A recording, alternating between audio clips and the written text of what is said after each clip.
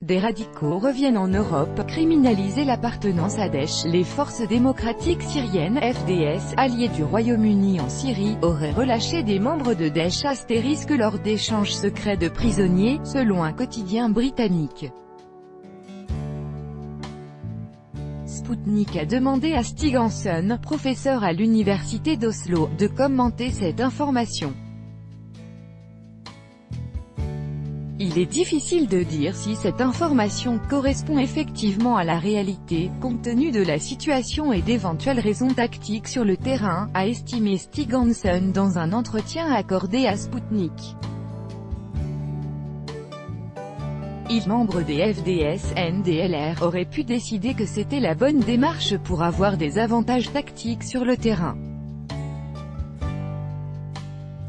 Il est évident qu'ils cherchent à survivre et de telles choses arrivent sur un champ de bataille, a expliqué l'interlocuteur de l'agence.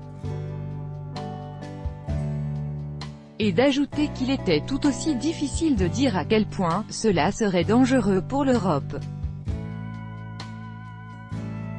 Les Européens sont de plus en plus préoccupés face au retour de radicaux, certains services de sécurité étant submergés en Europe où il y a déjà beaucoup de terroristes potentiels, a constaté l'universitaire.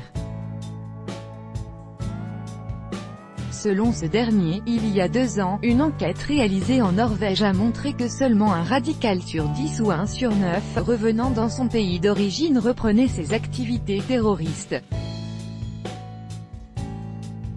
Et si un grand nombre d'individus de la sorte revient, même 1 sur 9 suffit à créer un problème. Que faire, a relevé M. Hansson.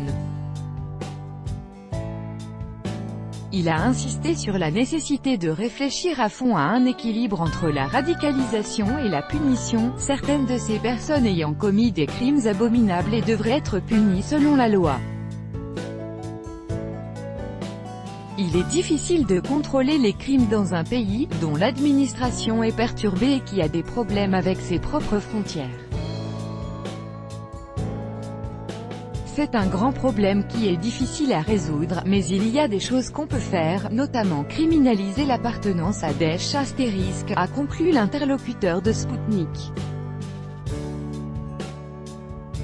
The Daily Telegraph affirme notamment que 3 échanges de prisonniers ont eu lieu entre les FDS et Daesh *.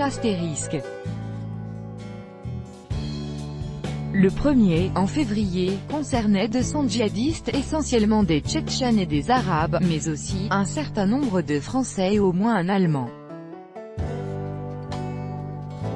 Ils ont été transférés de centres de détention gérés par les FDS à des zones sous contrôle de Daesh * dans la province de Deir ez-Zor. * organisation terroriste interdite en Russie.